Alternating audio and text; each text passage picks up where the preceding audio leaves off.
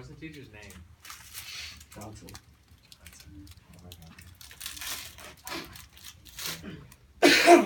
This is child. Alright, today we're going to talk about baseball. I've played baseball my whole life, and I've been a part of a team for at least 16 years of my life. It's the thing I know the most, so I thought, being a part of it, I can inform other people about it. That's what I'm going to inform you about.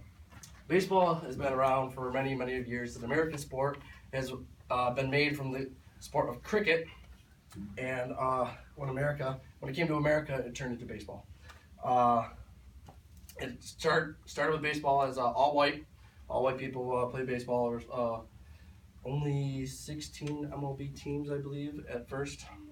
When it first started, and then eventually came time for other people to get involved. Foul never used to be a thing. It used to be just everything was in play as long as it was in the field of play. So foul lines were never a thing until like the 1800s. That was the first big rule that came into baseball. After baseball was created, you needed material to play baseball. It started with wooden bats and just regular leather hand gloves, basically. There was no webbing or anything else to go around your hand. It was just a big oven mitt with fingers, like snow gloves.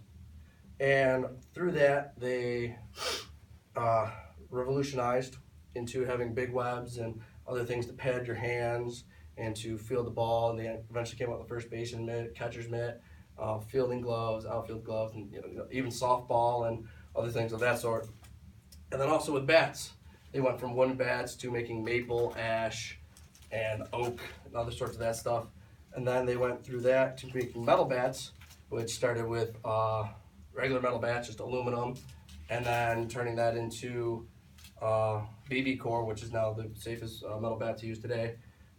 For using the correct material, you need to find out where you're going to position yourself. Generally, if you play in the infield, you have a smaller mitt to use and to field the ball with. You also break in the glove differently. To break in a glove, you generally use oil and you soften up the glove to get the shape you want of the glove to field it the way you want to field it, and so you can have a faster reaction to throwing the ball to first. The biggest mitt is usually at first base, where they would catch and field and also make picks, which are balls that end up in the dirt and come off the dirt, and you have to pick it off the ground. They have the biggest mitt and also have a oval outside instead of a ending of a pinky.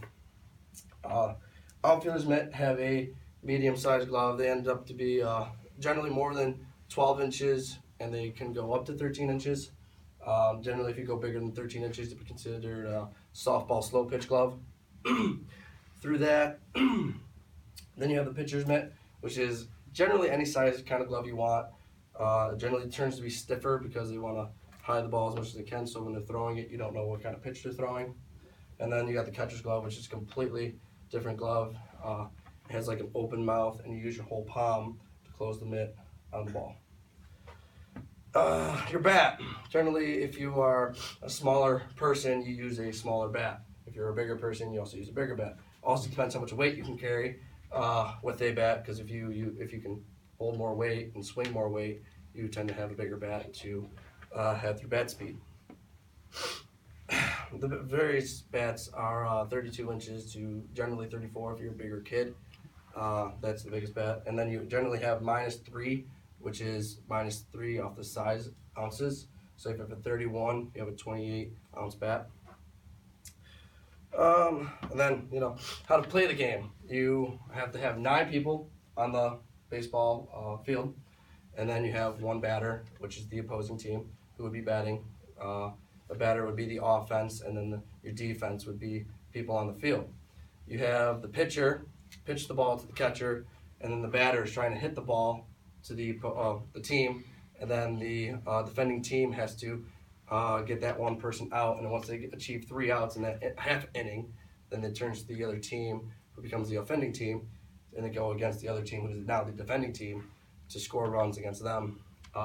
Eventually, you hit the ball to get the runners to run around the bases and score runs to keep the ball fielding and play, stuff like that. Then you got the fly ball, where the ball goes into the air and you catch the ball. and that would be an out.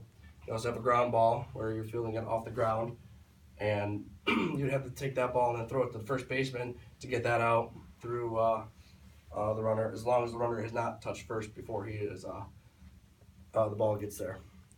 You also have steals, where the ball is pitched from, if there's a runner on first and the ball is pitched to the batter and the batter doesn't swing or anything like that, and the runner can steal as soon as the pitcher throws it home or makes the first movement to home, and then this runner can steal to second or to third to get the extra base, and then the catcher can also try to throw them out to get another out. You're only allowed 3 outs in an inning, half an inning, and then it's a switch. Let's see.